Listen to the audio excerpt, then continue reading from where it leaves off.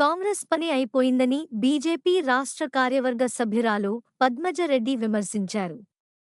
పార్లమెంట్లో అన్ని వర్గాలను దృష్టిలో పెట్టుకుని బడ్జెట్ ప్రవేశపెట్టమని ఆమె అన్నారు. ఈ సందర్భంగా బీజేపీ శ్రేణులు పార్లమెంట్లో ప్రవేశపెట్టిన బడ్జెట్పై హర్షం వ్యక్తం చేస్తూ తెలంగాణ చౌరస్తా దగ్గర పాల అభిషేకం నిర్వహించారు.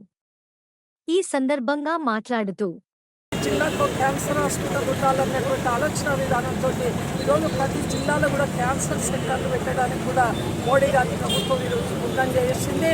అదే కాకుండా ఈరోజు మనం ఒకసారి చూసినట్లయితే డాక్టర్లకు రోగులకు నిష్పత్తి చాలా పెద్ద మొత్తంలో ఉంది.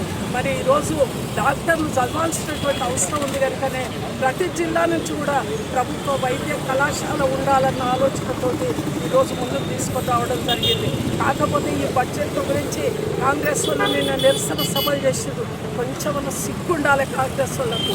ఒక్క సంవత్సరం కిందట వాళ్ళు ఏమేమి హామీలు ఇచ్చి కూడా రాలేదు. ఈరోజు ఈ విధమైనటువంటి పరిస్థితుల్లో వాళ్ళు ఈరోజు అంటే వాళ్ళ తప్పులు వాళ్ళు గురిగించ తన నలిపారు కదంట.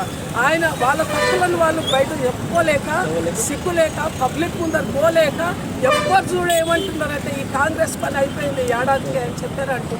మరి ఆ విధమైనటువంటి పరిస్థితుల్లో ఈరోజు బీజేపీలో దుమ్మెత్తిపోయానికే ఈ బడ్జెట్ ఈ విధంగా ఉంది.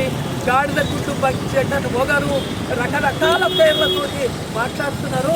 ఒక్కసారి వాళ్ళు చేసిన తప్పులు వాళ్ళు చేసిన పనులను ఒక్కసారి వెనక్కి చూసుకోమని చెప్పి ఈరోజు కాంగ్రెస్ నాయకులు